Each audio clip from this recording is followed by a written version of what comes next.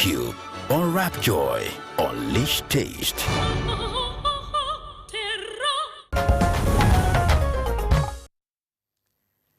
You're welcome back and you're watching Good Morning Nigeria, and up next is Newspaper Review.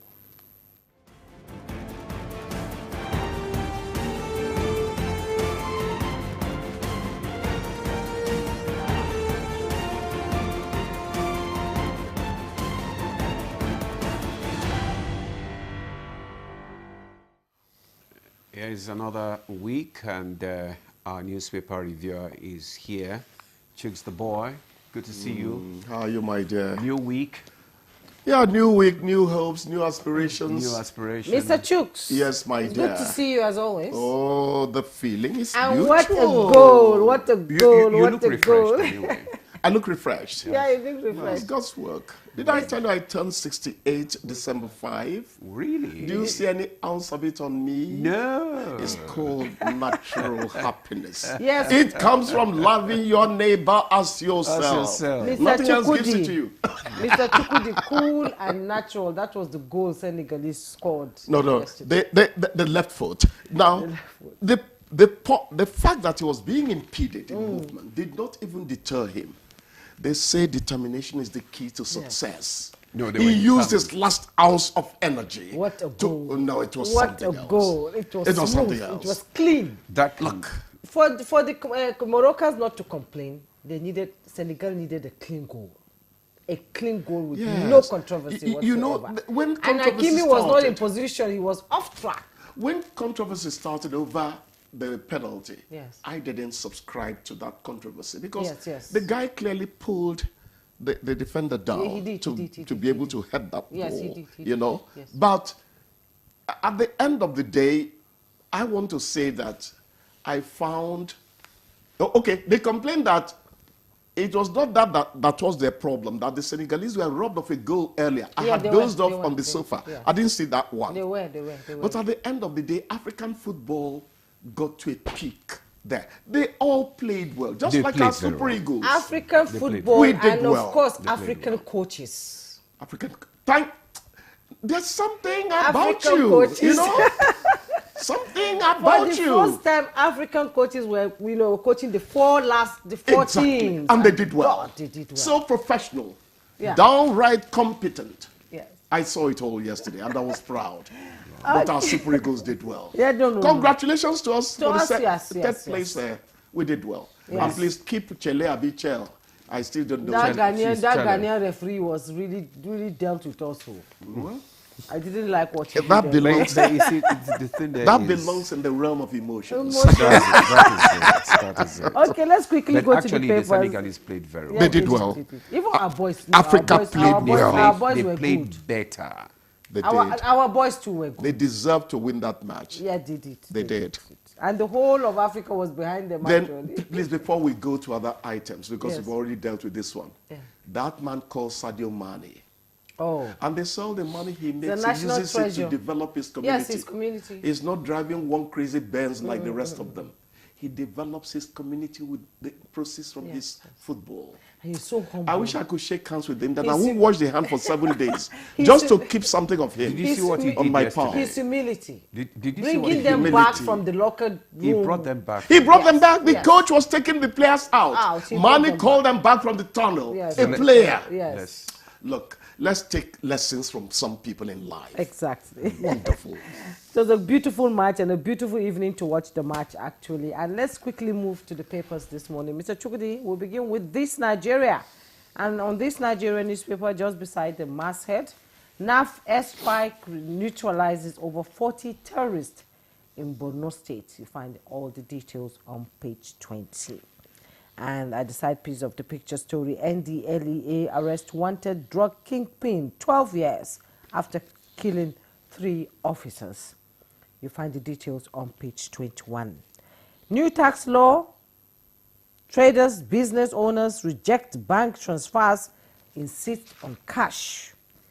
Details on page 14. And the rider cautioned banks over VAT exploitations, customers urge CBN.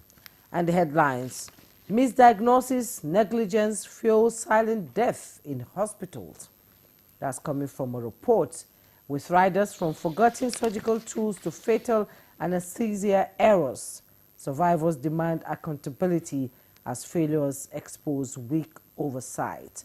You want to know what's all about, what the report is saying, you go to page 2, you find the report. And the picture stated there, Minister of Defense General Christopher Musa retired, and Minister of Interior Olubunmi Tunji Ojo during the Defense Minister's visit in Abuja recently.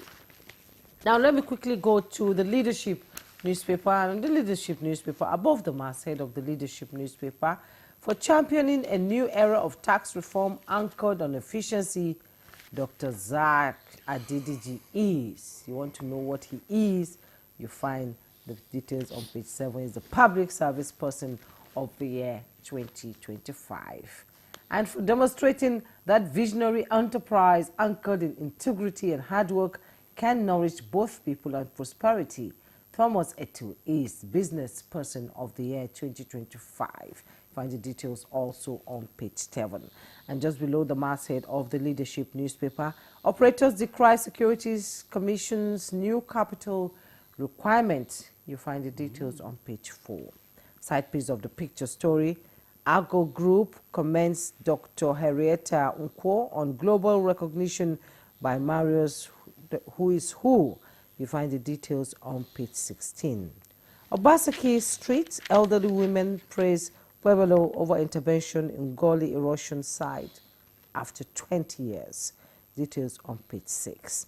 And just what we've been discussing, Senegal overcome VAR drama to clinch AFCON title in thrilling final. Indeed, it was a thrilling final. You find all the details on page 37 if you didn't watch the match. And the headlines in the Leadership newspaper, London property scandal.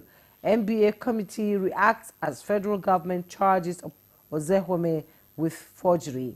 And with Ryder commend ICPC chair and his team for their courageous investigation, says NBA and anti-graft committee chairman Professor Badejo. That's what he's saying. He's commending ICPC chair and his team for the courageous investigation. You find the details on page 4. And the picture story, the National Security Advisor Nuru Bado, Nasarawa State Governor Abdullahi Sule, and Chief of Staff to the President Femi Gbajabiamila, welcoming back to Nigeria President Bola Ahmed Tinubu after his participation in the 2026 Abu Dhabi Sustainability Week at the presidential wing of Nnamdi Azikiwe International Airport at the weekend. Welcome back, Mr. President. And 2 suspects, 1 relative arrested over murder of Kanu woman and 6 children. You find the details on page 6. Okay, thank you, Jumai. I have the Punch newspaper with me here, and just above the nameplate of the Punch, federal government allocates below 1% of 2026 budget to fight poverty. Details on page 38. Cash rush. ATM withdrawals jump 198% to 36 trillion naira. Wow, that's huge. Details of that is on page 34. 30 billion naira relief. Oyo cries politics as Makinde faces EFCC petition. Details of that story can be found on page 9. APC rules out automatic tickets for defected governors. Then we have the major headline reads, Petrol War. Importers outpace Dangote with 62% supply in 2025. Federal government shows high-stakes struggle for Nigeria's petrol market as 15% fuel import duty looms. Drama as Senegal beat Morocco to claim AFCON title. INC protests over Fubara impeachment plot. Details on page 20. Anti-trafficking operation rescues 17 victims in Nasarawa State. Details of that story can be found on page 4. 2027, my re-election unstoppable. Oti tells Oji Kalu. Chooks? Yeah, you thought I was writing jam again. That's too late. Mr. Chukwudi, over the weekend, Yes. a sad thing happened in Kano. What? A woman and her 6 children were slaughtered in broad daylight in an area in Kano over the weekend. Why is it not in the papers? It's in the papers. 2 suspects, 1 relative arrested over murder of Kano woman and 6 children. What happened? Nobody really knows what happened, you know, what happened between them to call the alteration for them. 2 of the kids were thrown into the well. 4 of them were slaughtered, and then the woman was beaten to death over the weekend. Where were people of the community In to broad deter the daylight. attackers? That is the $1 million question. It doesn't. That they heard her screaming that, Umar, you are the one who is going, you are part of those who is going to kill me.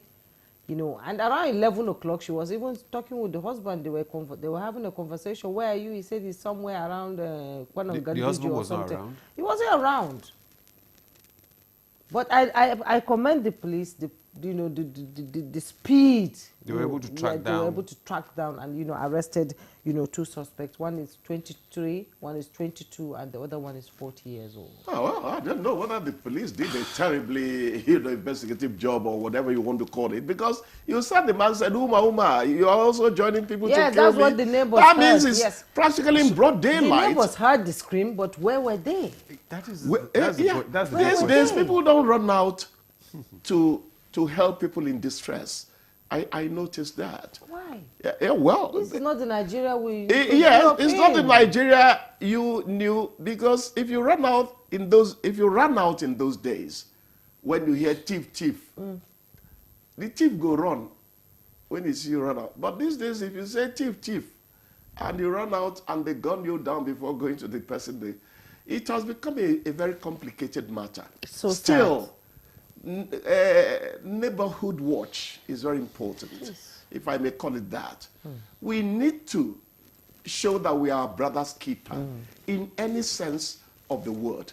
It's really unfortunate listening to Really this. unfortunate. And they confessed to It's- other crimes too within Kano. You know, the other crime. it's I remember there unfor- was a story where 2 women were burnt. They confessed to that crime too. Okay, good. The good thing is that their time is finally up. When it's time for God to stop you, he stops you. One of them It's is our just that- nephew. Nephew? Of the woman. That's a shame. They have to look into it. Yes, and The then thing we killed and they within the family. yes, You know? and also during the week we saw misdiagnosis, negligence, of forgetting scissors, pad, and all that in women. Yes, what I blame us During for, when I operations. say us, I'm talking about journalists. We didn't have to have Chimamanda's child's matter Exactly. before bringing this. They've always been there.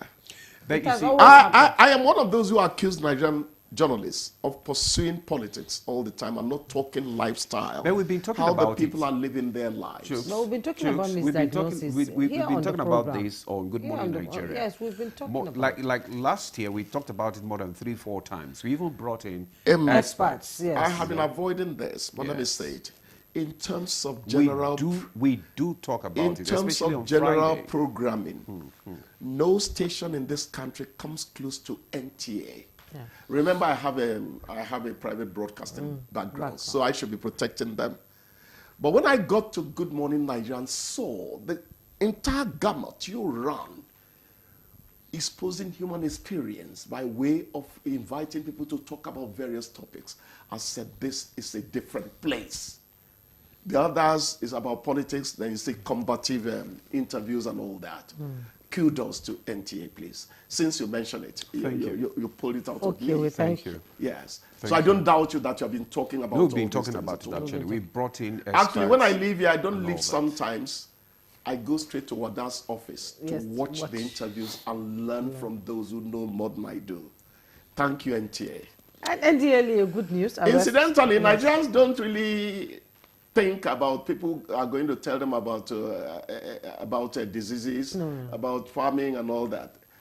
Somebody will go help them talk to those stupid politicians.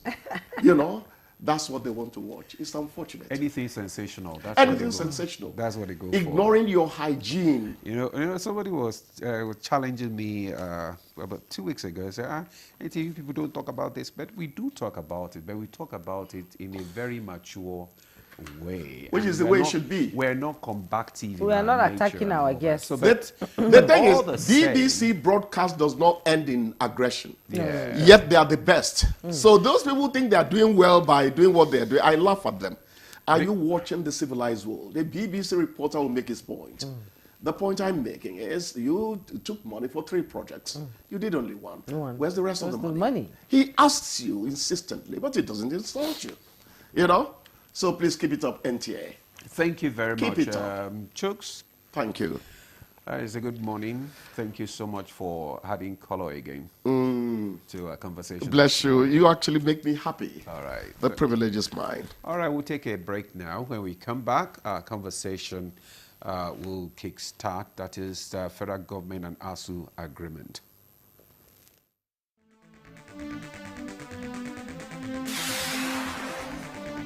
The new tax laws in operation. What are the gray areas? How much do Nigerians really know about it? From the informal sector, corporate bodies, and the public. Tune in to NTA Tuesday Live on January 20th, 2026 as experts enlighten Nigerians on the issues. NTA Tuesday Live comes up every Tuesday at 10:30 p.m. Incisive and educative as ever. Join us. Don't miss it.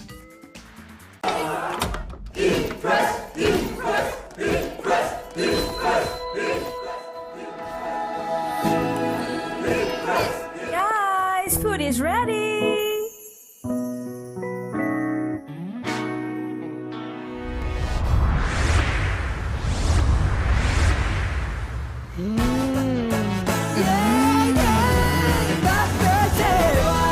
Cook to impress. Let's go, darling.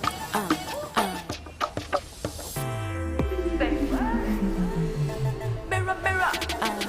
I like what I see. Can't get enough of me. I feel like a darling. I feel like a darling.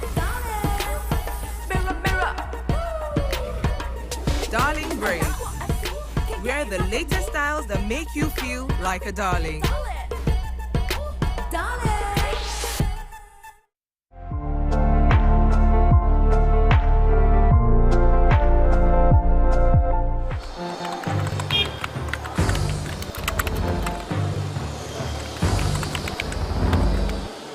You have no better friend and partner than Nigeria. Let this unveiling today be a call to conscience. Let our practitioners hold the line of truth. To the media, please inform with integrity and with a deep sense of patriotism.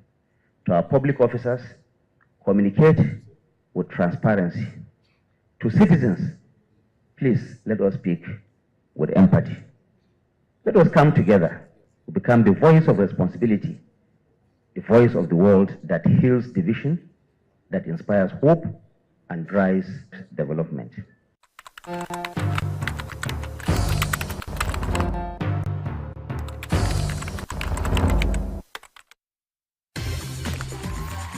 Win up to 5 million naira and other exciting prizes in the Golden Morn Golden Hunt promo. Buy any 30-gram or 45-gram promo pack. Look inside for a unique code. Dial *8011 *1 hash. Follow the prompts to enter your unique code to win big. Promo ends April 15th, 2026. Golden Morn. Make every day golden.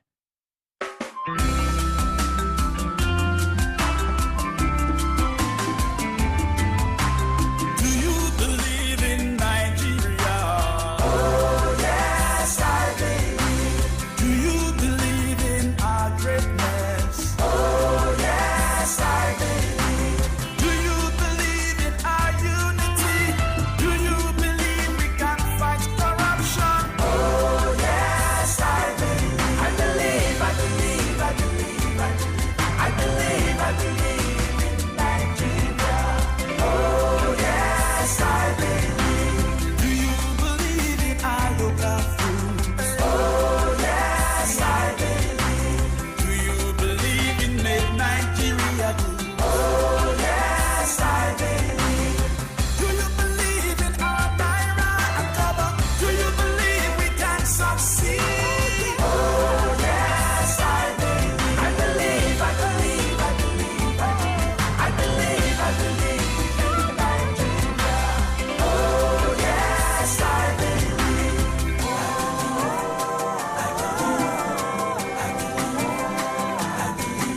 Let's believe in ourselves. Let's have the right attitude. We've got all it takes to get there. Let's look inwards and revive all our infrastructures and galvanize our human and material resources.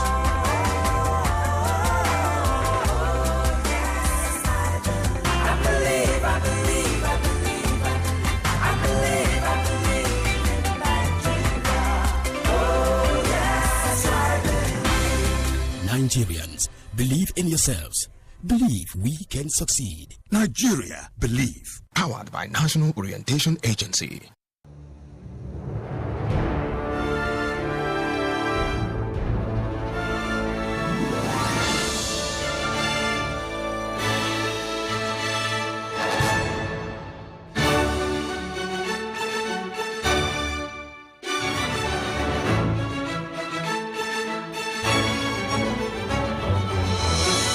TerraCube, unwrap joy, unleash taste.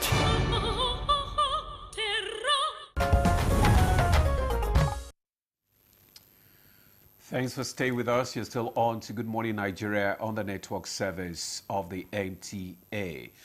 Just before we bring in our panel of guests for our conversation this morning on federal government and ASUU agreement, let's take this background report by Timothy Yusuf.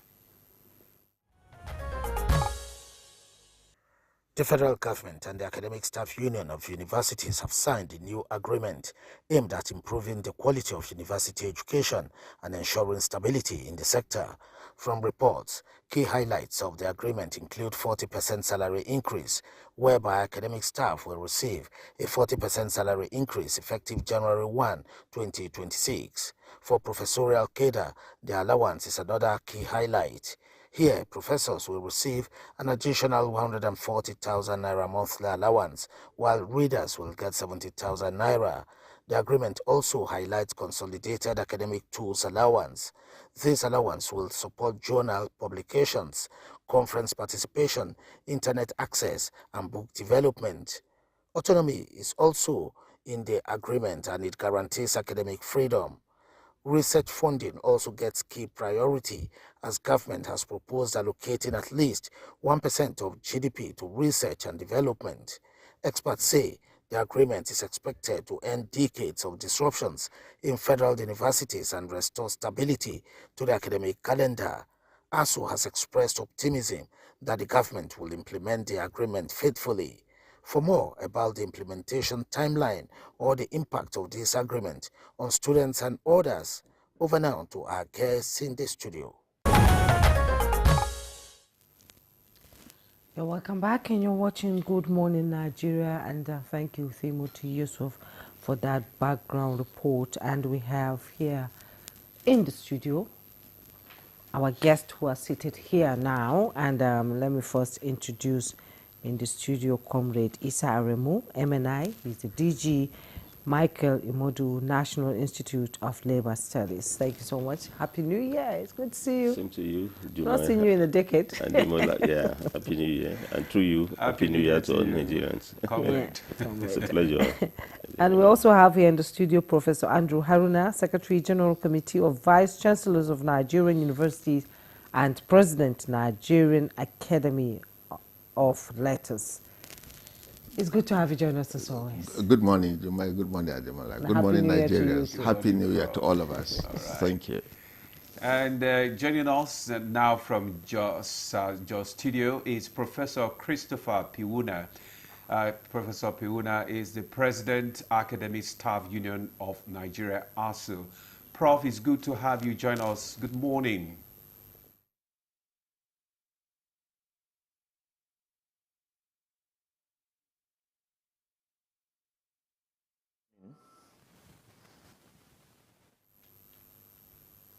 Okay. If you can hear me, yes, I would like to, because stakeholders in the education sector said that the agreement is expected to put an end to decades of disruption in our university, Nigerian university, at least public universities, and improve the quality of education. Can you tell us the provisions of this agreement between ASUU and federal government?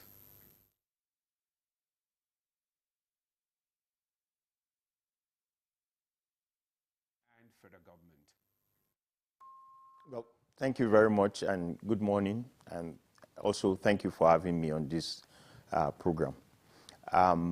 Like you rightly pointed out, we had an agreement with government. We signed the agreement about a month ago, 23rd of December 2025. The agreement has about 6 chapters. It includes issues that covers our conditions of service. There is a salary component to it, and then there is a non-salary component to it. The non-salary component include things like our life insurance, annual leave, health insurance for staff, sabbatical leave, and things like that. And then we also have another aspect of the agreement that covers funding. Over the years, Professor Andrew Aruna is there as a former Vice Chancellor and currently the Secretary General of Committee of Vice Chancellors.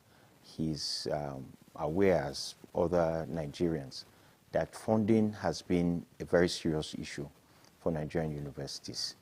And so we discovered that the envelope budgeting system currently in place do not address the needs of Nigerian universities.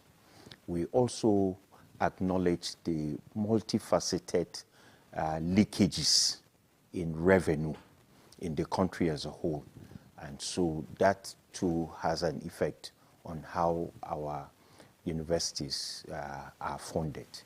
And so in this agreement regarding funding, we have advocated for a need-based budgeting system. It's part of the agreement now. And so you get what you really need, in terms of funding. So you don't get funded for programs or items that you really do not need in that university, which is what is currently obtainable. We also have covered in this agreement issues of autonomy and academic freedom. Over the years, but even with this current government, we have observed that there have been a lot of breaches in our autonomy. The government has meddled in a lot of things concerning governance of our universities. This current government dissolved councils, and it took them over a year to reconstitute those councils. That shouldn't be the case. That has had, very profound impact on how our universities have been run over time. And when they constituted the councils, we had misfits, I'm sorry to use that word, but people that have no business being in the governing councils of our universities. They were made either chairmen or members of those councils. This same government has realized that because they have removed certain pro-chancellors, which confirms what I said earlier on. We still have pro-chancellors today. Some of them, we have excellent people as pro-chancellors in this current setting. But we have people that have no business being in the councils of universities, talk less of being pro-chancellors.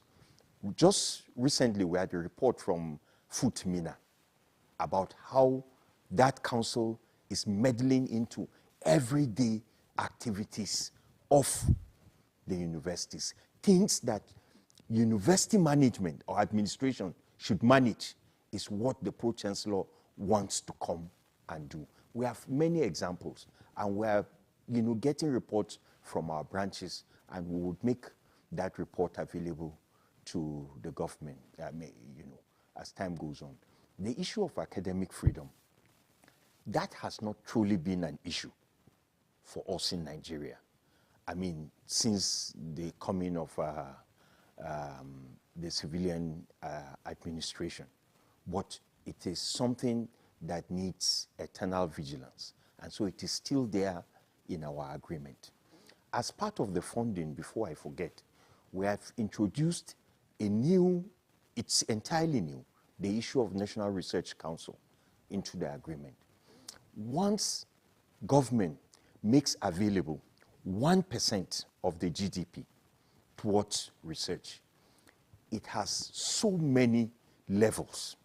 In this agreement, some of our universities will be upgraded to just research universities. In this agreement, as a result of this research funding that has been made available in this agreement, we're going, every PhD holder in Nigerian universities will receive a grant to train a PhD, a fellow, that has, focus on an area that is of national priority. So it's not just because you have PhD, you're going to have a grant, but you must identify an area that is of national priority, and then you will get a grant. It's all part of this agreement that we've reached with government. We also address some other issues in the agreement. Part of the things we address include, governance issues in the universities, how HODs are appointed.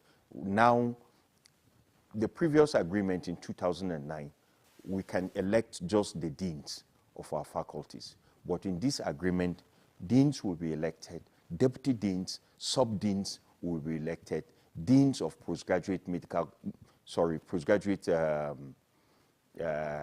schools or colleges, provosts, whatever name they go by, would also be elected. We have issues about how sabbatical leave can be sponsored, from the host institution and then the originating institution.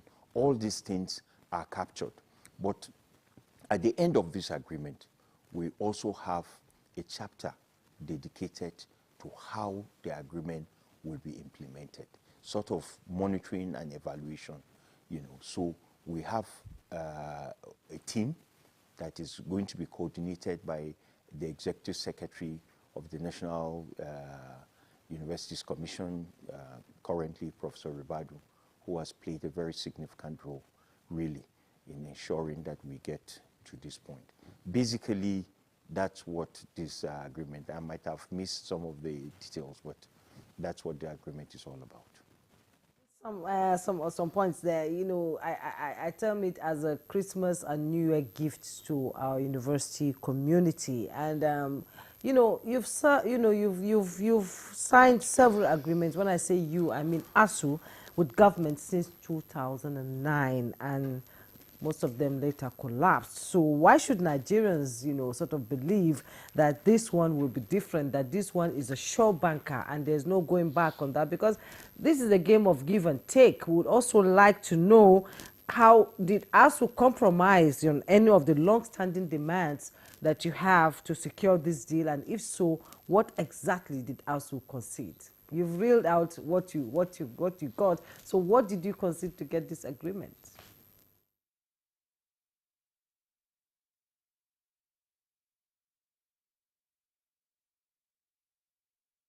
Well, as you are aware, this is a journey that should have started in 2012, that finally started in 2017. Within this period, we have suffered untold hardship as individuals, as lecturers, and as universities.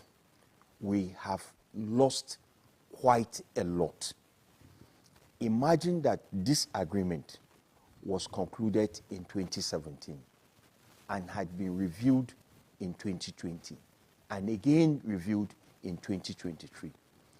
You can imagine the quantum of, success, the dividends that would have come to our universities. So in terms of what have we considered, there are so many things that we would have had that we have actually lost within the way. But when we started this agreement and the issues came up, the 40% increase that you're talking about, that wasn't what we wanted. That wasn't what we deserved. That is not our value. We deserve much more than that. And the government acknowledged it and said, yes, you deserve much more, but this is how far we can go.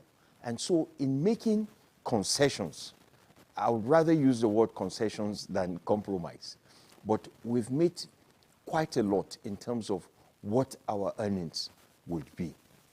In terms of what the universities need and what we're being given, you know that our target was the UNESCO target of 26% budgeting for education. We didn't get that, but we settled for 15%. And even the 15% that we settled for, we are not asking for it immediately.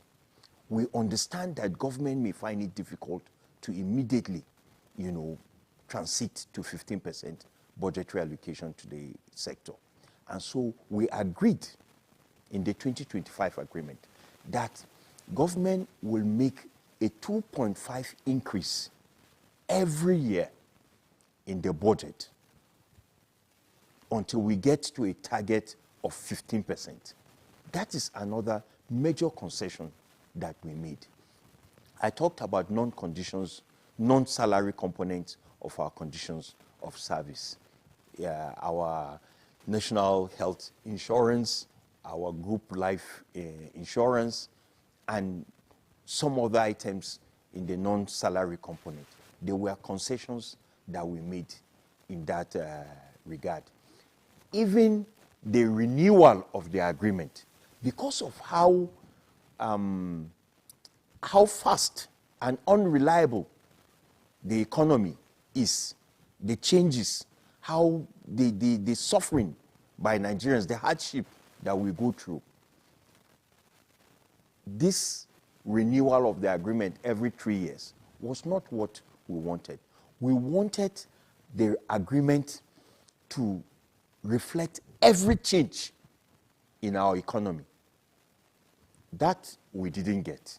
It was another concession that we made during the agreement. We wanted to tie our salaries to any change in the economy. That also was not possible. So there were a lot of things that we considered, and that is in addition to what we think our institutions should benefit. The decay in infrastructure, the need to reverse, the downward decline and attract foreign scholars into our system. Some of these things are not still where they are. Our infrastructure, if you go to any university today and you enter our hostels, for instance,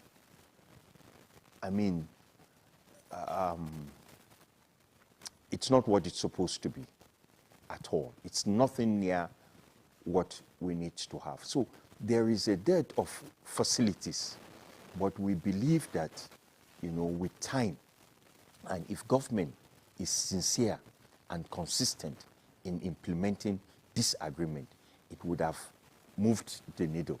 And we probably, in the next 3 years, when we come again to review this agreement, will be better off.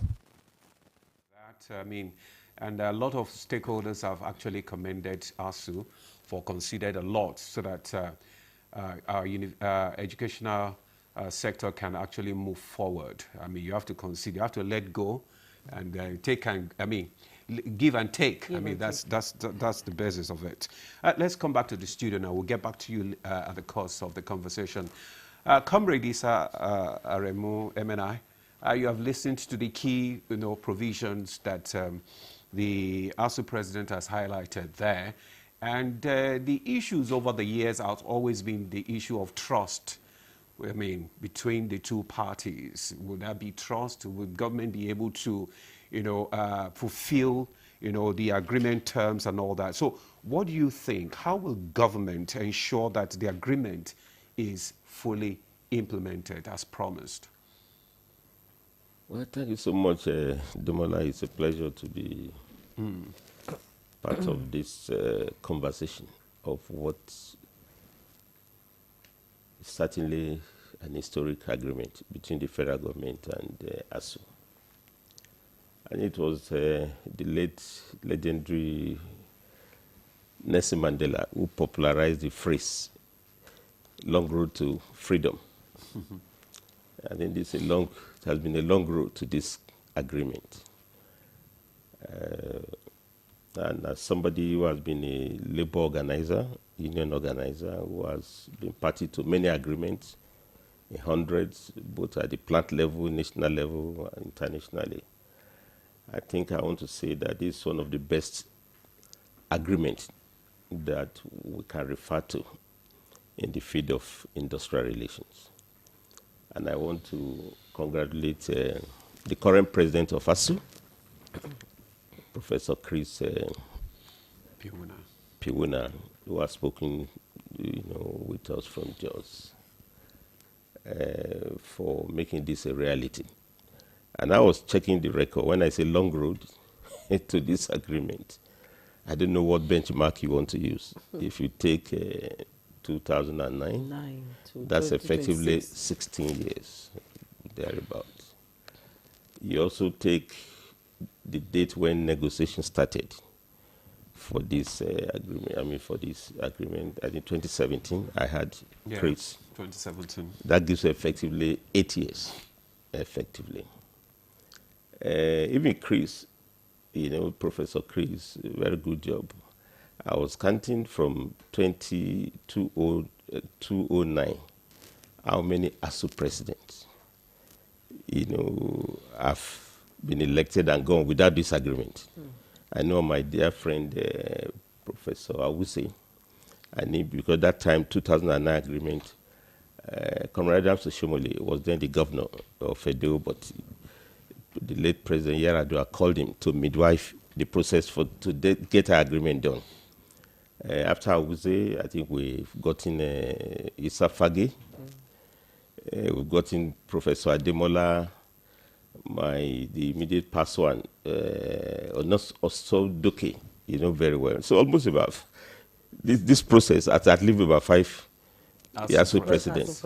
Of course, if you also take the benchmark of the ministers, I think it was Samegu that was there that time. Yeah. Then you have Wilson Woke. He used to be a supervisory minister in education. You have Adamu. You have Tahir.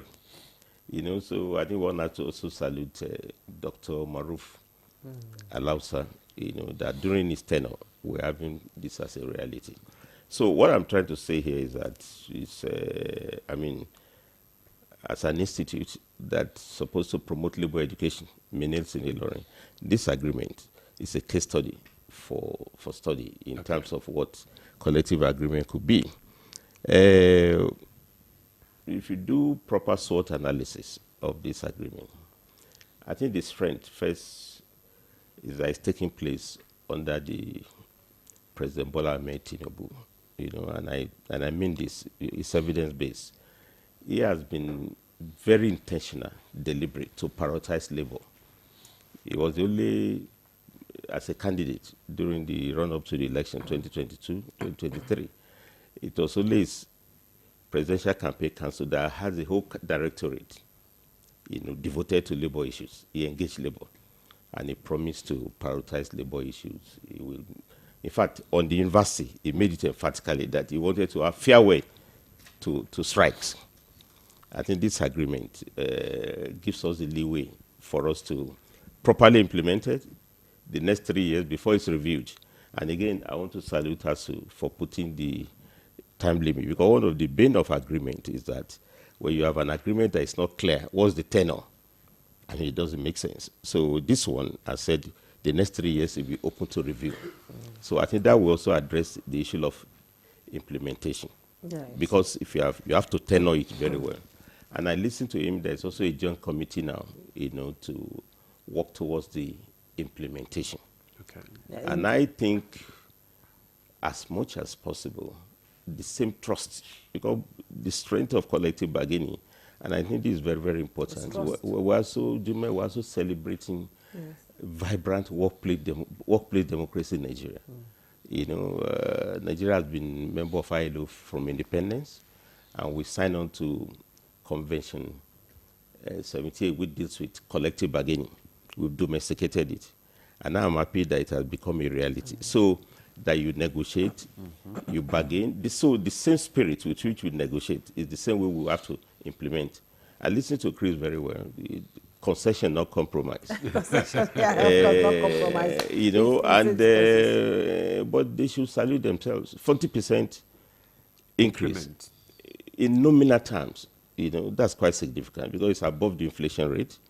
I mean, any figure you use, there's a lot of debate about inflation now. 13%, even those who are talking about 20%, I mean, 40% salary increase is quite significant. Even though if it had been done before, maybe possibly the value for it will be far more significant. So what I'm saying in summary is that the real challenge would be to make it a reality. But I've amplified this strength. I was just speaking with Professor Haruna, the Secretary General of NUC outside here, and I asked him, I said, okay, you have an agreement with ASUU that covers federal universities. And I asked him, what happens to the state universities? Subnational. And they're in good number. In fact, they are more than the federal university. You know, Prof will have for the data, but I think possibly about 78 private. Or for private universities, we don't even have the presence. Now, I'm saying that one possible challenge, the threat will be those that are not part of this negotiation. It's the state governors. Implementation. Yes, and also even within the universities. And here I'm just talking as a scholar of industrial relations, DG of Minerals. You also know that there are other unions in the education sector. Yeah, there are. You have CON1, for instance, which is not on the negotiating table for whatever reason. And you know the vicious circle. After the academic, non-academic will rise up. SANU, I think Professor, I don't know, you should be used to this tradition. So we have to factor that because that will also be possible. But on the whole, Duma, I think I want to salute all the actors in this business, in particular also my ministry, Ministry of Labour. The two ministers have been party to midwife this agreement very well. And the concessions, of yes, course. And I think for implementation, we should also make the committee much more inclusive. Just the same way we got the agreement done. Yes, you raised a point. You raised some fundamental points, Comrade Adamu, especially other unions, you know, in the university, because ASUU cannot operate in isolation. Absolutely. So let's bring in Professor Andrew Haruna into this conversation. You've been everywhere. You've been a lecturer. You've been a vice chancellor. You've been to other universities around the world. You've seen how it operates now. Is the ASUU FG agreement fundamentally about welfare, or does it genuinely begin to address the quality and competitiveness of Nigerian universities here? Well, there is a saying in Hausa, I will translate it into English. Talauci, iko gare shi. Poverty has power. Has power. Okay, if your stomach is not well catered for, you don't even reason well. So I think now ASUU has conceded and they have gotten something. But we must also realize that the whole thing about the agreement is not monetizing the welfare of ASUU or trying to put a price tag on lecturers. We've got to understand that. So, secondly, with this kind of an agreement, unions are there.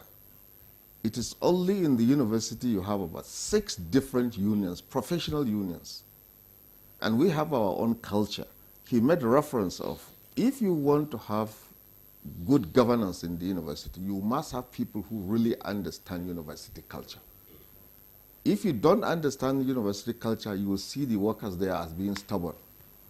And university is not like that. We are trained to question every little thing put across to us. If I ask my student, can you do this? he will turn around and look at me, why? And I have to give him a reason. So if you don't have people with this open mind, broad mind to understand this, it's a problem. So with unions also, you see, if when you look at this agreement, ASUU was not comparing themselves with anybody. ASUU is simply saying, we are lecturers, this is what we deserve, and this is how we should be treated. So if any union wants to come up with an argument, let them also put up an argument. For example, if a medical doctor receives a call allowances, I'm not a medical doctor, why should I compare myself with him? Now, I supervise a PhD. You don't supervise a PhD. Why do you want to claim allowances for a PhD supervision? I do field work, and you don't do that. So we have to understand those things. You made mention this about this agreement. I look at it critically. You know, not to be proud. You mentioned I have been everywhere. I am a pro-chancellor of a university. Yes. So apart from being a vice-chancellor, I'm currently a pro-chancellor. Pro-chancellor. Good. I'm president of Academy of Letters. So I don't know anything but dealing with professors. You know, dealing with professors. And these are my colleagues. So every day I learn something new. But the crux of the matter is you must understand that ASUU does not make comparisons. Okay. They does not make comparisons. They put value on themselves and say, take it. And if you, as an administrator, try to do something different, you will have problem with them. Secondly, unions within the university, they are also stakeholders. You see, in the university we have many capital investments. We have human resource. Okay, in this we have the lecturers, faculty, staff, we have students, we have the non-teaching staff. There it is not, this is better, that one is better. We all complement each other. If one does not work, the system doesn't flow. Okay, so all of us are important, but we must be very mindful to understand what are we there for, so that we can help ourselves and also help government. One thing which I don't know if I could talk about, he mentioned private universities or state universities. Okay, yeah. Yeah. Well, this agreement signed by government, federal government, there are about 76 federal universities. We call them public universities. There are also over 65 state universities, also funded by the state, by taxpayers' money. There are almost 160 private universities. So the private universities almost double the public universities. And there is no professor for private, professor for state, professor for federal. Definitely, if ASUU sneezes, you know, the others catches cold. So I'm waiting to see what happens, because this agreement was done last week. But we must know the visitors of the various universities. For federal, it's Mr. President. For state, the various state governors.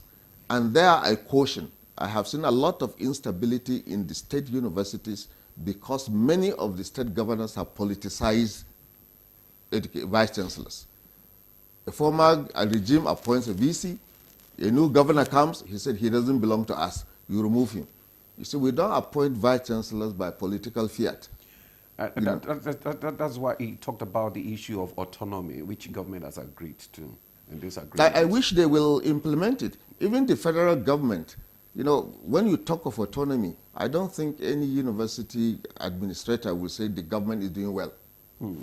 Because every day you get circulars coming from the ministry to vice chancellors, when you already have pro-chancellors, who are the managers of the university.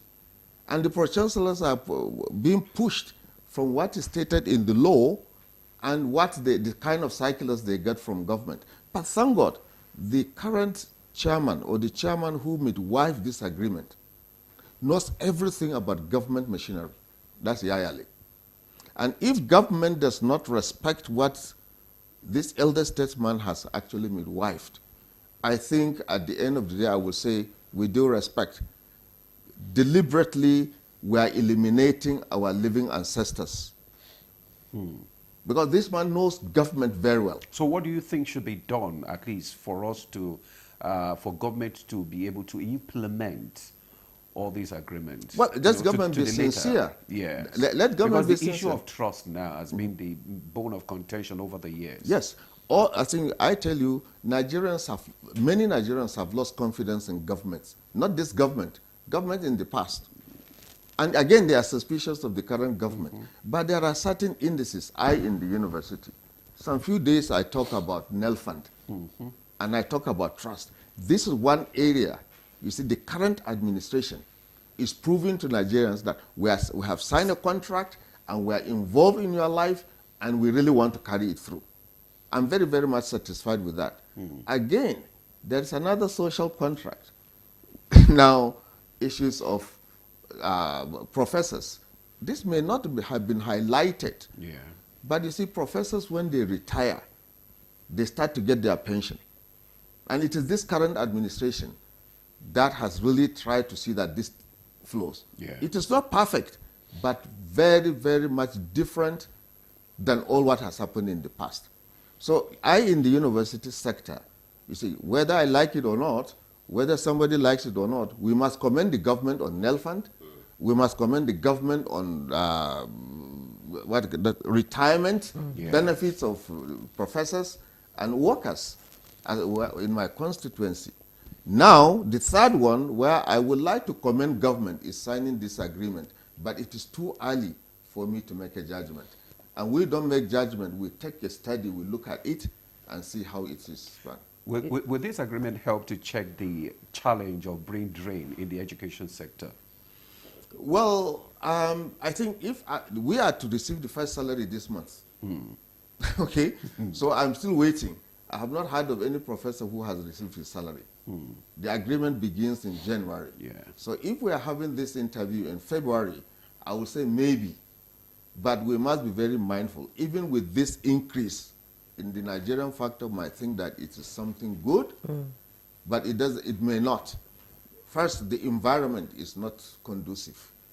The lecture halls, the classrooms, the laboratories, the offices of the lecturers, the general university environment, the hostels, these kind of things which I have mentioned, no matter the quantum sum of money you put in the pockets of the lecturers, you have created the lecturers to become truants and also the students, because they don't have a nice place to stay.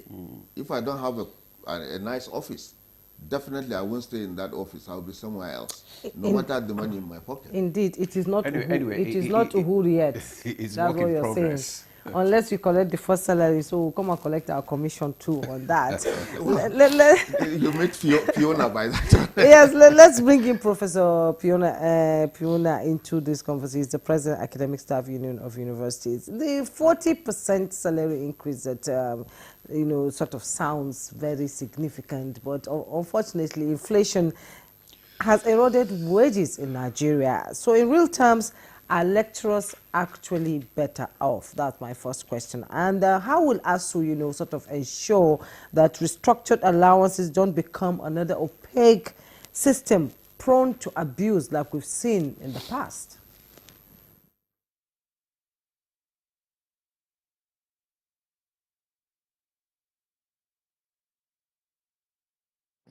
Thank you very much.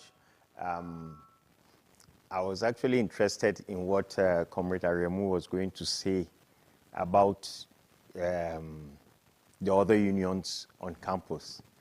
I was really interested in knowing, but he seemed to have asked a question instead. He talked about the other unions, SANU, NASU, NAD, even KONWA or NAMDA. We have never had problems with these unions from our end. We've never challenged what government gave them, never. We believe that every union should negotiate for its members, and we encourage it. In fact, we encourage that government, for stability, should hasten the processes of the negotiations with these unions so that everybody will be happy and stability will be ensured within the system. We have a problem with Konwa or NAMDA. There is a concept, Comrade Aremu, I believe, knows about it, of the most representative of unions that are of the same hue. So, Konwa is for academic staff. NAMDA is for academic staff. Which is the most representative? It's an ILO item. It's in the convention. Justice Kantiep, in delivering a judgment that was brought before him by NAMDA, actually spoke about it. And so we believe that vice chancellors must be very careful when it comes to implementing this agreement. We really want them to be careful, because that is where the problem will start. And we are watching. But for all unions, we do not challenge, we do not begrudge, we do not, dislike any union that has been recognized by law. But that concept of the most representative must guide vice chancellors and government. And we have said it publicly and privately, that government, including this government, is actively encouraging dissent, division, and factions amongst us, the academic unions on campus. And I think they need to watch it, because that is where problems could start. As regards state universities, historically, 1992 agreement that was signed by the most venerable Professor Atahiru Jega, they had in its composition our own site, ASUU.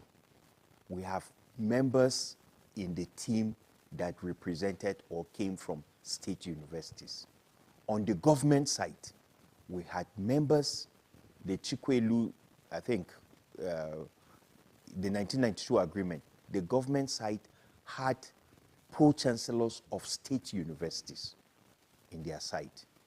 The 2009 agreement that Comrade Aremu talked about, Professor Awuzie was from a state university, and we had members of our team from state universities. We had vice pro-chancellors appointed by visitors of state universities from state, representing the state interests in the committee. In the same thing with Babalakin, same thing with Musa Ali Jibril, same thing with late Professor Nimi Briggs, same thing with Alhaji Ayale Ahmed. They have pro-chancellors of state universities that represented the interests of state universities in the negotiations, in the collective bargaining process. In our team with Alhaji Ayale Ahmed, we had about 6 or 7 members that were from state universities. Like I said, Alhaji Ayale Ahmed had pro-chancellors from state universities. The issues discussed, the issues that were bargained, are they relevant to state universities? Do state universities need money for research? Do state universities need better funding mechanisms for their universities to function? Do they have governance issues in state universities? The Secretary General of the Committee of Vice Chancellors, Professor Arundu Aruna, has mentioned it. I have also mentioned it. We've talked about how appointments are made based on senatorial districts, based on ethnic considerations, religion, party affiliations. These are all issues that are as relevant, even if not even more relevant to state universities than they are to federal universities. So any state governor, any visitor to a state university that behaves as if this agreement does not concern him is at best, with all due respect, an ostrich. He's just not seeing what everyone else is seeing. And so we believe that this agreement affects all of us. All of us. There are some state universities that are doing well. There are some state universities now that are even getting more than the 40% federal government has given. And we commend those state governments, and we encourage that those who have not implemented this agreement or in the past, or who see this agreement as a federal government thing, to reverse and take a look at it again.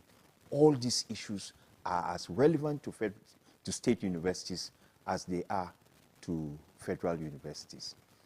How do we go forward? I don't know if that was a question you asked. From this point, we believe that sincerity is key in ensuring that this agreement does not go the way of previous agreements. How do we ensure that is done? Government needs to acknowledge, accept that education is public good. That when you solve the problem in the educational sector, you literally solve the problem of the entire country. Government cannot have answers to all the challenges in the country and address them. But if they give us quality education, it will address most of these problems. Is this agreement going to attract foreign scholars? I don't think so. But there are things that this agreement could do. Like I said, as part of the research funding, every PhD holder in the university is entitled to a grant for as long as you identify an area of national interest. If government implements and makes funds available for that research, it means that we could have postdoctoral students coming from Ghana, coming from the United States, coming from Germany, coming from Uganda to study here. That is a step forward. If government implements this agreement faithfully, there will be stability in the system.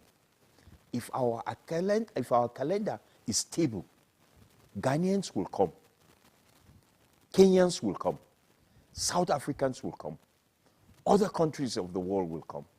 That would be the first attraction to our universities. The issue of scholars coming, I said it is unlikely. And it is unlikely because even with the 40% increase given to Nigerian academics, we are still, I'm not saying we are close, we are still the lowest paid in Africa. Check it out. We're still the lowest paid in Africa. Maybe Benin Republic or somewhere are close to us. And so for someone to say he would leave his country and come to Nigeria, there must be some other attractions, but certainly not the 40% that is available. And what are those other attractions that could bring people here? If we have a very robust research laboratory in our universities, if we have universities that are dedicated to just research, and government can determine how to upgrade these universities, along with us to research institutions. That could be the other attractions. But for now, I think we are still a long way off from attracting foreign scholars to Nigeria. But like I said, if the system is stable, there will be foreign students that will come in. And the foreign students could be both undergraduate or postgraduate students. Very much, Prof. If the system is stable, it will also create bring a lot of stability to the country. Thank you. We need to remind our viewers to send in their comments and views on the topic so that our guests in the studio we'll be able to respond to them. So we're expecting your views and comments. Okay, already we have some already, but then they can still send more. Okay, Comrade Aremu, I mean, you've listened to the ASUU president, and he mentions the other unions, and I know that you will want to respond to some of what he said. And how would you describe ASUU's approach to these various negotiations? No, I think it's consistent with the spirit of collective bargaining. And once again, I would like to appreciate ASUU. You know, it's not the time I agree with ASUU methods, but on a number of issues, you can't fault ASUU's capacity, the staying power to make case for the revival of the universities. You know, and I don't think there is any dispute. I just raise it deliberately. You know, as a student of industrial relations, that we should anticipate, as we are celebrating the strength of this historic agreement, we should look at the possible threat, you know, for implementation. But honestly, Demola, I have no doubt in my mind that this agreement will be implemented. In any case, the difference between a proposal and an agreement is that agreement has gone through series of negotiation compromises, concessions, maybe to use your word. Compromise has become a notorious word. I'm very sure, I mean, I listened to Chris very well. The proposal will have been 100% for wage increase, you know, and honestly speaking, I've been advocating for that, you know, even on your platform here. That we often talk of ease of doing business. Nobody is talking of ease of work.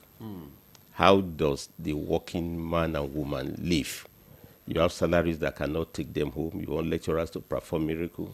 I mean, why would Professor hand less than 1,000? I mean, 1 million, 1.5 million, you know, that's the point. But you also know in the spirit of negotiation, it's not what you ask for, it's what is negotiated. Because you must tie down any agreement you have on pay to the state of the economy, to productivity, service delivery, you know, for it to be sustained. So they must have traded on this. Availability of funds. And availability of funds. And I was very, very happy. I think Dr. Alausa made the point. What makes this agreement unique is that President Bola Ahmed Tinubu takes ownership of this negotiation. Okay. You know, I mean, it's clear. I've told you from my opening remark, President Tinubu has been very intentional, deliberate. If you also look at his record when he was in Lagos, I mean, he used to pay above national minimum wage. He was also committed to education. I mean, look at all the creative ideas that have come. Beyond TED Fund, we now have NEF Fund, which has impacted to about 1,000. He was also committed to research. I think he facilitated part of this agreement. So there won't be doubt over that. But all we need to do is to jointly get it done, to realize it. And I look at the agreement. I was trying to go through the copy you gave me, Professor Aruna. You know, he's a comrade now by association. Yeah, of course. After being Secretary General of Committee of Chancellor, managing crisis. So he gave me a copy, and I went to, and the methodology, you know, the joint secretariat, you are together with Committee of Vice Chancellor. You have, I mean, you need to check the list. Almost about 20 representatives from federal government and ASUU. So it's been inclusive. All I'm raising is that we should also have the same mindset to include other stakeholders who are not on this negotiating table. Like students? Yeah, I mean... Should they have a formal seat at the negotiating table? They didn't have it. Even parents, you know, they must have their own views also. But that's academic now. We already have an agreement with ASUU. But in implementing, you must also find a way to have that spirit of inclusiveness. And Chris addressed it, you know, that ASUU is not averse to other unions to raise their issues, you know. It's also not adverse to state governors or state government who may be able to, but possibly this like minimum standard, which others can build on. I can end up on this note. I've been involved in national minimum negotiation. Which negotiation is supposed to start soon? Yeah, very soon. You know, Juma is waiting for our own. Of course, I'm waiting. But Juma, what I'm saying is that I've been involved in it. We had 6 national minimum wage law now, and we've gone through different circles. But I knew when we were doing the one for 2010 under President Goodluck Jonathan, we had resistance from the governors, and they said, no, you just sit in Abuja, you had an agreement, which covers the most representative stakeholders, to use Chris' word. But we also want to be on the negotiating table. Yes. And we have to make an amendment, the subsequent ones, the one under President Buhari, and even this last one now, governors, it used to be 3, I think there are 6 representatives. So from the one, they own the process. I hope you get the point I'm raising. And then they are clear, But on the whole, what will make this sustainable is that I think we need, we've taken labor market for granted too much. Too much. Anytime I see Owaleke talking about capital market, money market, fantastic resource fellow, exactly. Prof, and I say, what of labor market? Because this is the most critical factor of development, human resource. So we must know how to manage it, how to massage. This collective bargaining process is a skill of its own. So which means to implement this agreement, we have to promote knowledge. First, about the agreement among all the key stakeholders. I just shared this with Professor Aruna that my institute will be available, to provide the platform. Assumption that guides, what you call negotiation, the scope of coverage, the clauses that are there. In fact, I think there's one area that, if we have been involved properly, I will have talked about reopener clause. Reopener clause means that in case of any circumstances, the things change, the fundamentals, the economy, and even the demand, the plight of lecturers, you can reopen without necessarily going on strike. Are you getting what I'm saying? This is also a technical feat, but it doesn't matter. What I'm saying is that we must educate people, all the stakeholders. Proper education, yes, awareness. And NTA, I don't know what NUC will give you for this platform, because you have created a platform for us to even have an idea of what they agree, but we must take it nitty-gritty, including other unions, other stakeholders who are not on the table. Let them have this clarity that even though you may not be the most representative, but certain things have affected you in this agreement. If there are other issues, they put on it so that we stop this stopgap. But my real takeaway is that for the first time we have a pause on endless strikes, lockout, no work. No pay. No pay. Don't quote me on that. So at least for the next day, we have something to relate to. We have a pause on, academic disruption in universities, which has been there for over decades. And we should celebrate it. And also we should celebrate it. Yeah, and we need a proper education on this new agreement. Okay, we'll pause there. We'll take a break now. When we return, the conversation will continue. Stay with us. The Renewed Hope Initiative RHI presents the RHI Green Nigeria Challenge. Go green today for a greener tomorrow. This national competition is in 3 categories. The household category is a tree planting competition amongst 11 frontline states in northern Nigeria.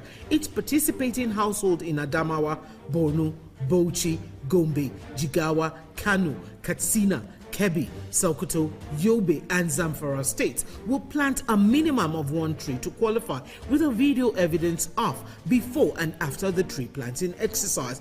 20 million naira will be awarded to the best household. Submission deadline is 20th December 2026. Community category will see local governments, local communities, schools, and NGOs reclaim and transform degraded or abandoned areas such as dump sites, landfills, parks, and their likes into green, vibrant gardens, parks, and eco-friendly spaces. 50 million naira would be awarded to the overall best community group.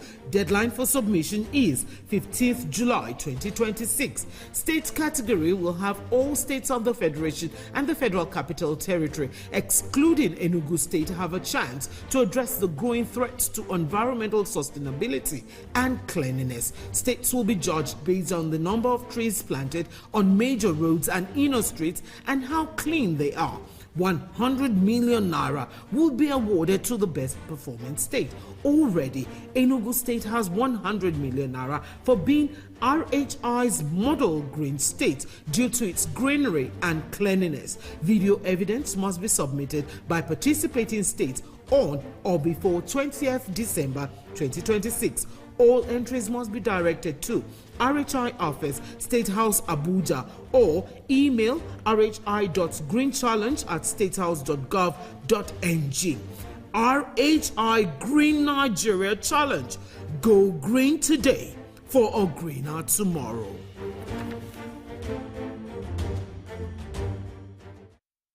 The world needs moms.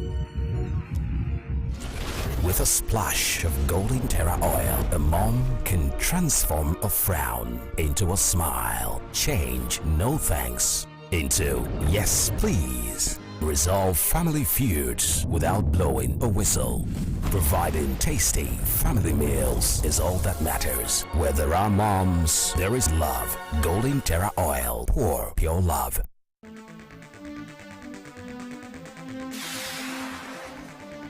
The new tax laws in operation. What are the gray areas? How much do Nigerians really know about it? From the informal sector, corporate bodies, and the public. Tune in to NTA Tuesday Live on January 20th, 2026 as experts enlighten Nigerians on the issues. NTA Tuesday Live comes up every Tuesday at 10:30 p.m. Incisive and educative as ever. Join us. Don't miss it.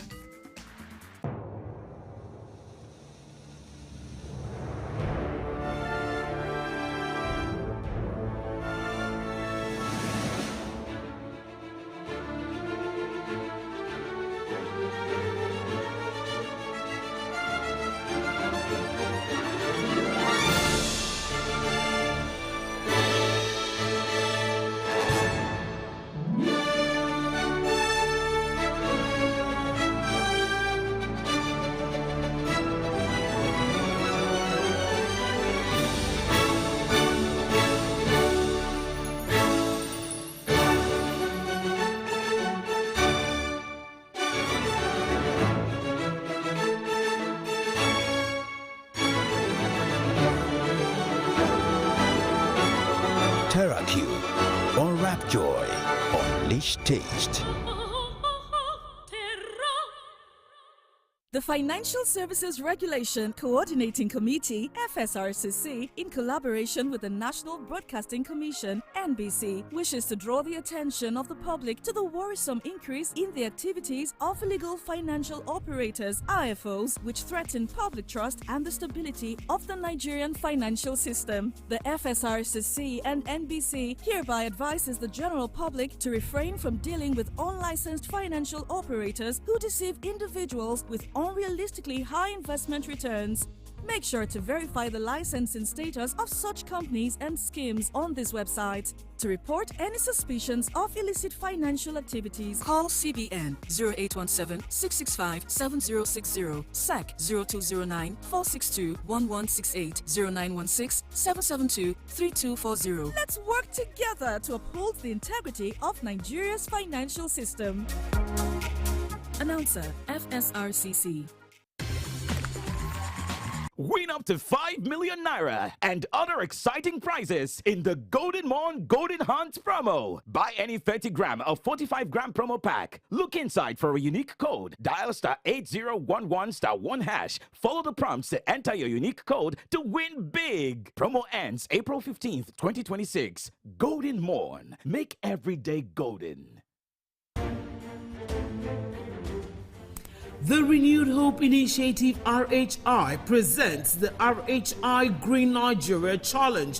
Go green today for a greener tomorrow. This national competition is in 3 categories. The household category is a tree planting competition amongst 11 frontline states in northern Nigeria. Each participating household in Adamawa, Borno, Bauchi, Gombe, Jigawa, Kano, Katsina, Kebbi, Sokoto, Yobe, and Zamfara states will plant a minimum of 1 tree to qualify, with a video evidence of before and after the tree planting exercise.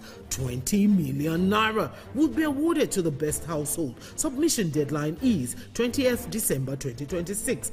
Community category will see local governments, local communities, schools, and NGOs reclaim and transform degraded or abandoned areas such as dump sites, landfills, parks, and their likes into green, vibrant gardens, parks, and eco-friendly spaces. 50 million naira would be awarded to the overall best community group. Deadline for submission is 15th July 2026. State category will have all states of the Federation and the Federal Capital Territory, excluding Enugu State, have a chance to address the growing threats to environmental sustainability and cleanliness. States will be judged based on the number of trees planted on major roads and inner streets and how clean they are. 100 million naira will be awarded to the best performing state. Already, Enugu State has 100 million naira for being RHI's model green state due to its greenery and cleanliness. Video evidence must be submitted by participating states on or before 20th December 2026. All entries must be directed to RHI Office, State House, Abuja, or email rhi.greenchallenge@statehouse.gov.ng. RHI Green Nigeria Challenge. Go green today for a greener tomorrow.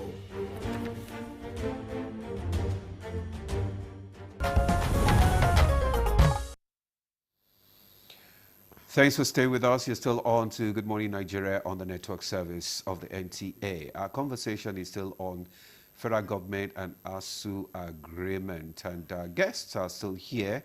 Already we have some comments and questions from our viewers which we would like to read out so that our guests can respond to them. Let me just take mine here before Jumai will read hers. This one says, good morning, panel members. My name is Abbas Abubakar Sahad from Jalingo, Taraba State. I extend my greetings to all distinguished members of the panel. I commend the ASUU leadership for their tireless effort regarding federal government ASUU agreement. Even those who are not part of the university system became weary of hearing about the prolonged federal government ASUU agreement. Most of the demands are not issues that should have taken so long, considering that discussions have been ongoing since 1999. These are the people who run our institutions, therefore they deserve special recognition and respect.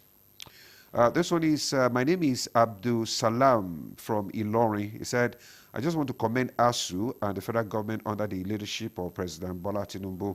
However, my major interest in this present agreement has gladdened my heart is the new idea of National Research Fund, particularly with a special focus on promoting national relevant PhD program based on some of my own personal experiences and as well as most Nigerian scholars who studied abroad but have had to cope with extra burdens of disposing of some of their personal properties in order to meet the huge foreign cost differentials as occasioned by the huge cost of conducting very landmark and groundbreaking researches with tremendous potentials to promote.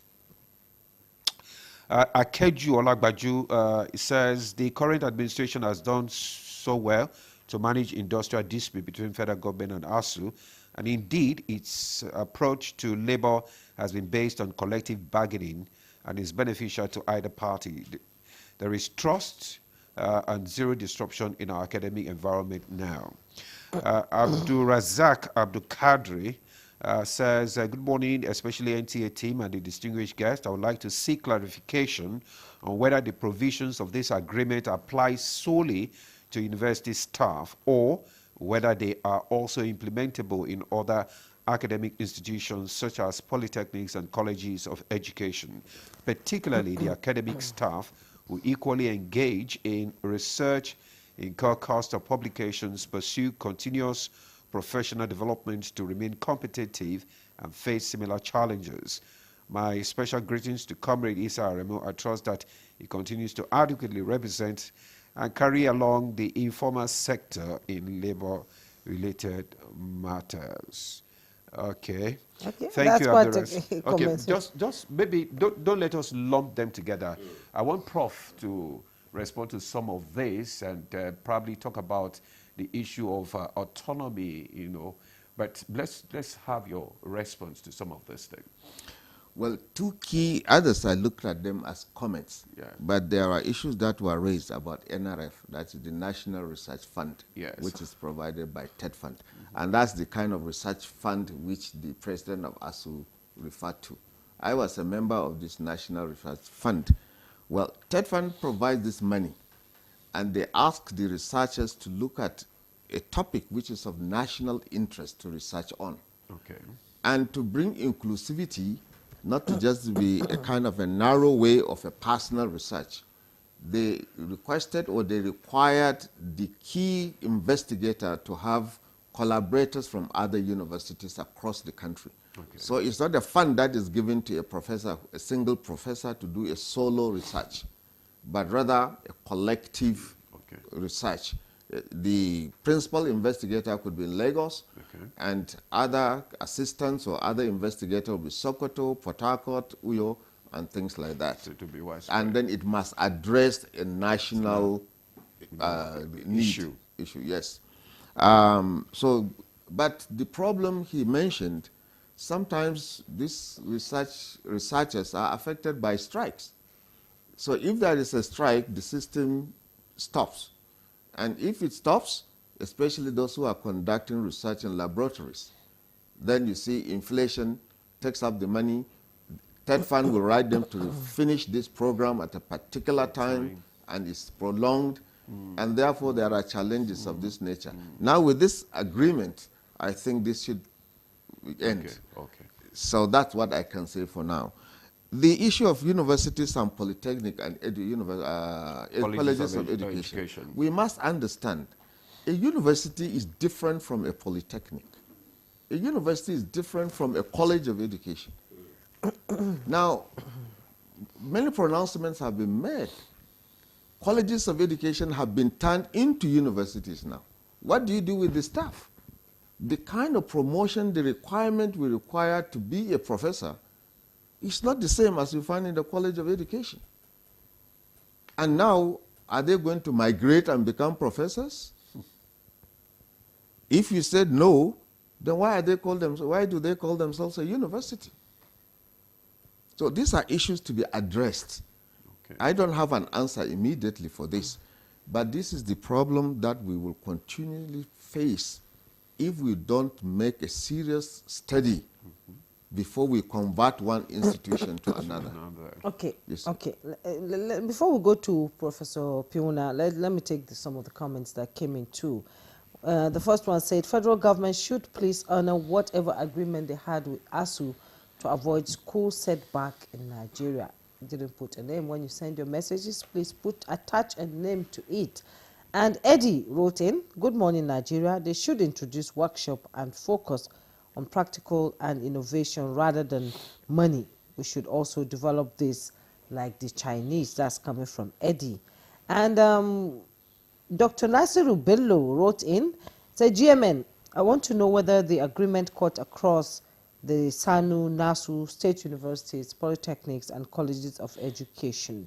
That's from Dr. Nasiru Bello. I think the ASUU president has sort of responded to that. And another one said, good morning, Dr. Joseph Suberu from Okene, Kogi State. He said, please, I would like to know in monetary terms, what level of grant is available for research, conferences, and publications? Or is it annually or based on other extraneous factors? Professor Piuna, you listened to the first question that my colleague read out, and I've read out some of this. I would like you to respond to the comments and questions they've raised, our viewers have raised here.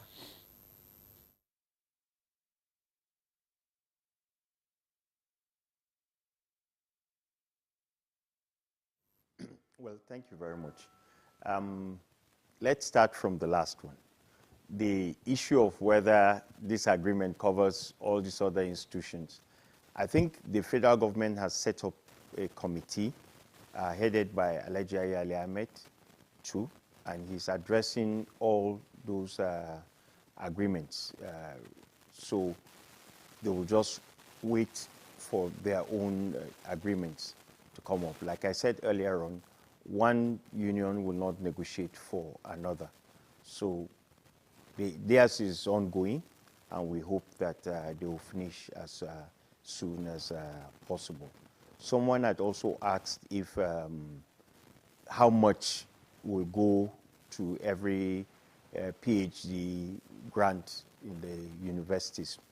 What we have in the agreement are percentages. When it gets to the institutions, that could be sorted out by the individual university administrations. But what we have now is that out of the 1%, whatever sum the 1% of GDP comes to, 70% will go to research and technical education, the sciences in the universities.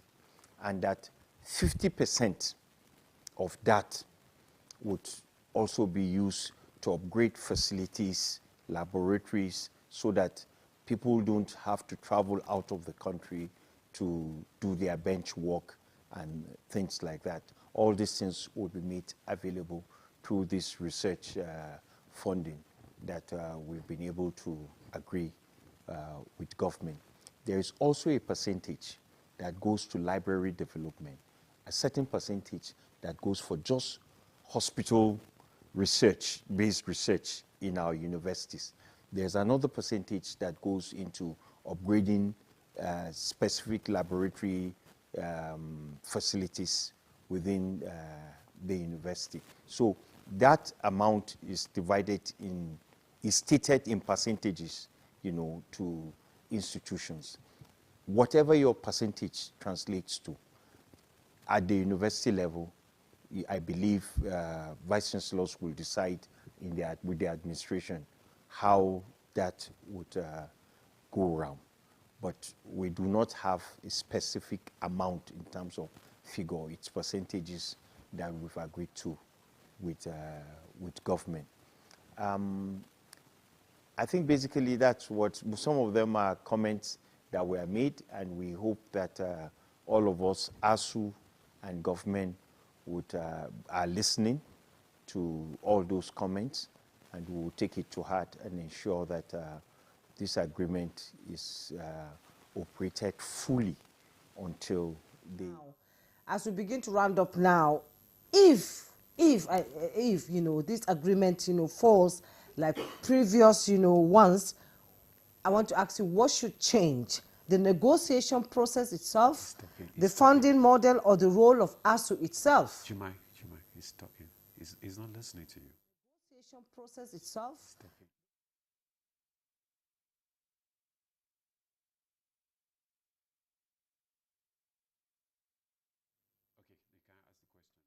Professor Piona, you didn't hear me the first time. I want to ask you in just 30 seconds, I would like you to respond to this question.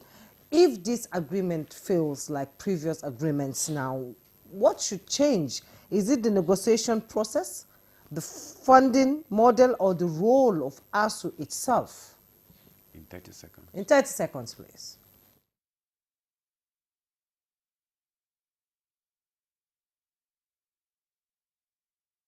Well, in 30 seconds, if this agreement fails,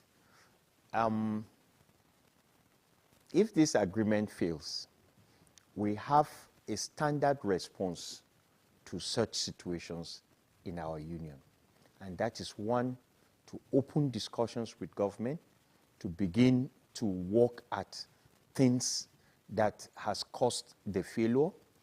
If government does not listen, we will engage the public, raise awareness about it, and before we decide on any action.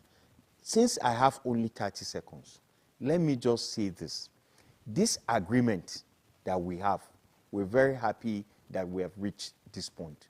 But there are issues that we hope as a union, government has not forgotten, that are still unresolved. We still have 3.5 months of our salaries that are still unpaid from the 2022 agreement. We are appealing to government to kindly look at that and resolve it in the same spirit that this agreement has been reached. We also have our colleagues at the Lagos State University, Kogi State University, and Federal University of Technology, Owerri, who have still been victimized. We hope that government would look at these things and begin to act immediately. We talked about state governments. Kogi is a state government. Lagos State is a state government. These are issues that we believe state governments have a role to ensure that this agreement is not truncated because of lack of action at any level. We believe the Minister of Education will call the Vice Chancellor of the Federal University of Technology, Owerri, and the Pro-Chancellor of that university to order and ensure that they resolve the victimization of our members at FUTO before it also degenerates into something that may just... So much, Professor Christopher Piwuna, President, Academic Staff Union of University. Thank you so much for your contribution, and I believe that government is very much aware of the pending issues, and they will attend to it. Well, let's come back to the studio. As we wind up, Comrade, what parameters, in 30 seconds, should government put in place to measure the success of this agreement? What parameters should be put in place? It's not just two parties that had the agreement. Yeah. In the same spirit which you had the agreement, we should also make it to become a reality. In our survey at the Institute of the Labour Market last year, we discovered that government, with all the limitation of resources, prioritize labor. First, public jobs are retained. I mean, we didn't have retrenchment. Salaries are paid as and when. We shouldn't take this for granted. There was once in Nigeria in which you had reforms. You remember, I don't want to under Obasanjo, retrenchment, downsizing, maintain jobs, salaries are paid, but people too must take itself seriously. Okay. Am I communicating? And for this program, agreement, very good to be implemented.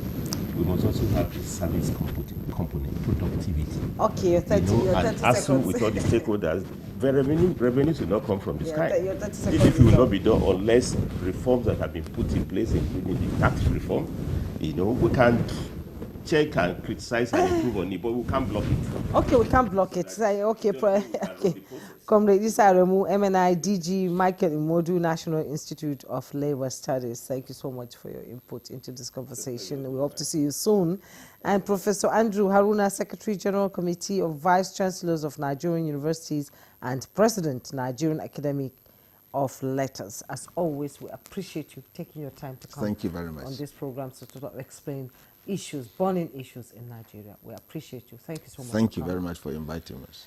And that's Good Morning Nigeria for today. Thank you so much. We hope you've been enlightened on the FFG ASUU agreement.